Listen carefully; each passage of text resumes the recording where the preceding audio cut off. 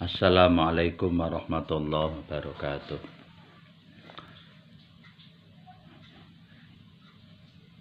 Para peserta didik dimanapun berada, bagaimana kabarnya hari ini? Mudah-mudahan kita semua selalu dalam keadaan sehat walafiat, dapat melaksanakan aktivitas atau kegiatan sehari-hari dalam keadaan lancar dan selamat lahir batin, amin ya rabbal alamin. Para peserta didik yang sangat Bapak cintai, saya akan menyampaikan materi tentang jual beli. Apa yang disebut dengan jual beli itu? Jual beli itu adalah tukar menukar sesuatu dengan sesuatu yang lain.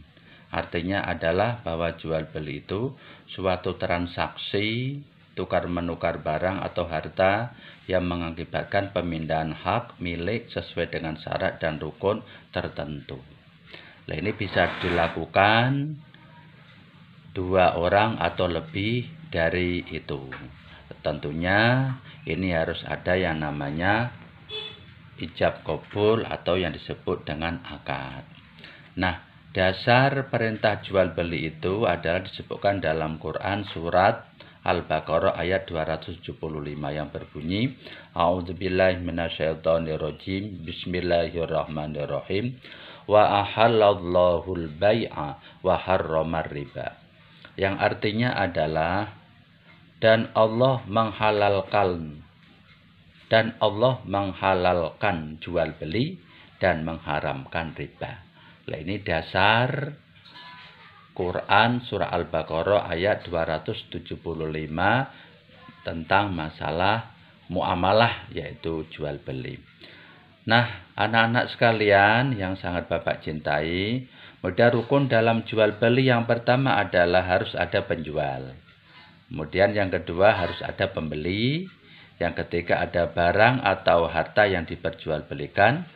Nomor tiganya ada uang atau alat bayar yang digunakan sebagai penukar barang. Selanjutnya adalah ada akad, yaitu maksudnya adalah ijab qabul antara si penjual dan si pembeli sebagai bukti adanya kerelaan dari kedua belah pihak. Nah, ini rukun dalam jual beli yang harus ada dalam prakteknya dalam lapangan.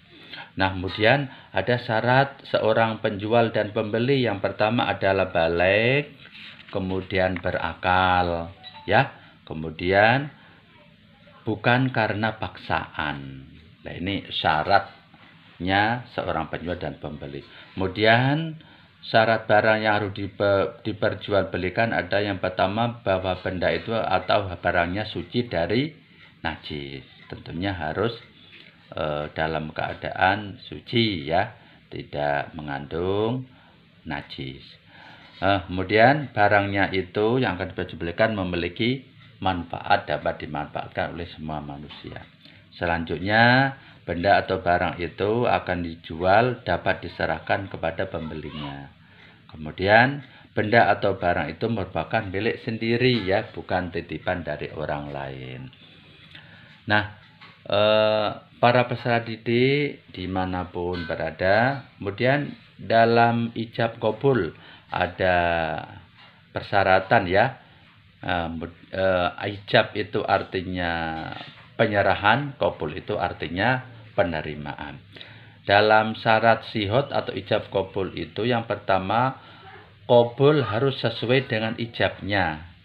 Kemudian yang berikutnya ada kesepakatan ijab dengan qabul itu pada barang yang dijual dan harganya. Jika antara penjual dan pembeli tidak sepakat, maka akad atau jual belinya itu tidak sah.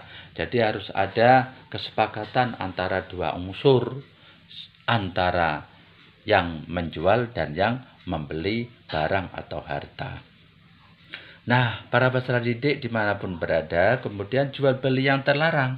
Ini yang pertama ada jual beli yang harganya di atas atau di bawah harga pasar. Nah, ini hukumnya tidak boleh, ya. Kemudian yang berikutnya adalah membeli barang atau yang sudah dibeli atau dalam proses tawaran orang lain. Nah, ini tidak diperbolehkan. Selanjutnya ada jual beli barang untuk ditimbun supaya dapat dijual dengan harga mahal, ini sangat tidak boleh. Kemudian jual beli karena untuk kepentingan maksiat, ini sangat dilarang oleh agama.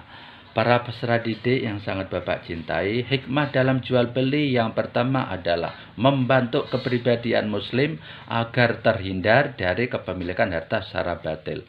Kemudian yang berikutnya, menjadi seorang muslim agar terhindar dari kepemilikan harta secara riba.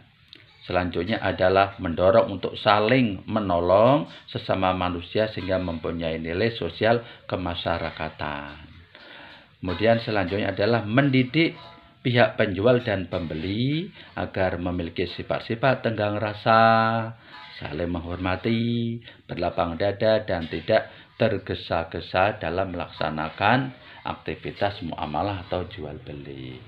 Nah, para peserta didik dimanapun berada, inilah sekedar ringkasan penjelasan materi tentang jual beli dari Bapak. Mudah-mudahan bermanfaat, dapat dipelajari, didiskusikan oleh anak-anak semuanya.